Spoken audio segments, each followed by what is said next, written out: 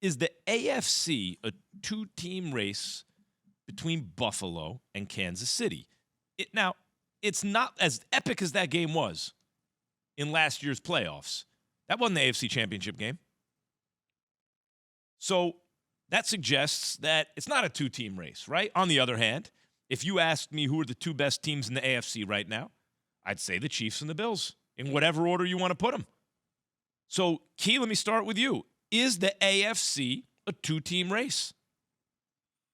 No, I don't think it's a two-team race. I think it's probably a five-team race, but two teams are ahead of the pack, which is the Bills and the Chiefs.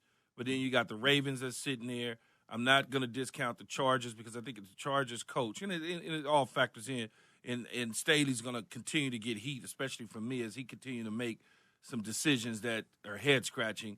And then I also count in the Browns and the Bengals in there. So that's like a 5 to 6 team race that I believe in the end you're going to see these 5 to 6 teams hovering around. So, Harry, I get Ravens.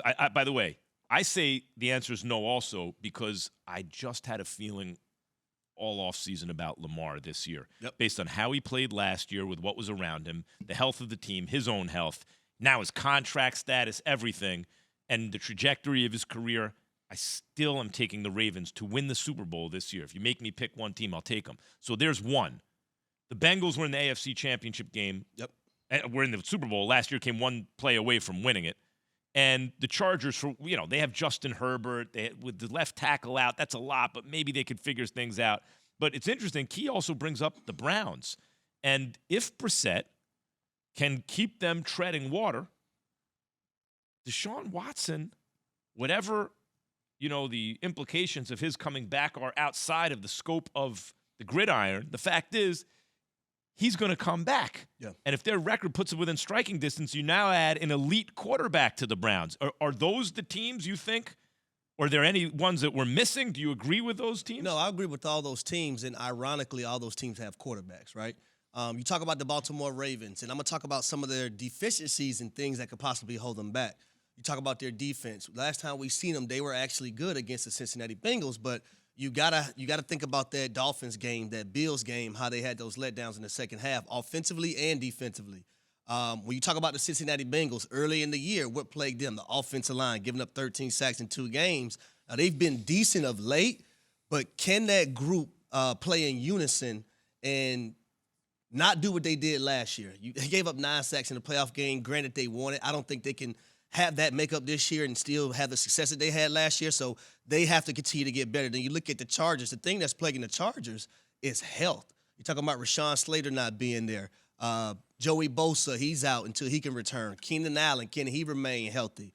I actually like the Chargers because on paper, the Chargers are so damn good. They just have to go out there and do it, put it on the field. And Brandon Staley is actually a guy, and it happened last year, that can hold this team back. And I'm hoping that's not the case this year, though, Max. And I forgot the Browns. The Browns just can't lose games they're supposed to win.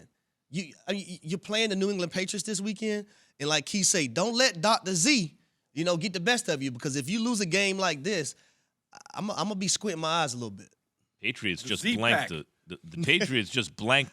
What's impressive to me is the Belichick defense just blanked a team whose offense had looked good until then. Blanked them. Like it's not that they won. They won by a wide margin. They didn't give up a single point. The run game has been very efficient for New England like it was last year. That's one of the reasons they're having success, plus that defense. So, Key, I want y'all to use that. I want y'all to use that recipe now moving forward. You run the football. Yep. You play defense. And you've got a Dr. Z that can just do the things that you need him to do. Complementary football.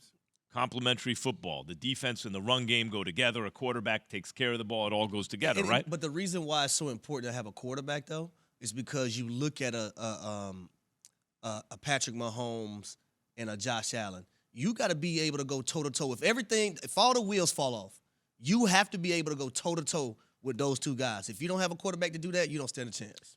Have we seen Harry, and correct me, I could be totally wrong because I've watched a lot of football for a long time. Mm-hmm. Have we seen Josh Allen or even Patrick Mahomes, for that matter, dominate a top defense. I'm not talking about a defense that we think is good and got some, but have we seen them? I'm talking about one of those Baltimore Ravens, Tampa Bay Buccaneer, L.A. Ram, top-notch Ain't been none defenses. Well, just take them to the haven't been any of woodshed. them. Well, the Bills last year was a It top hasn't been defense.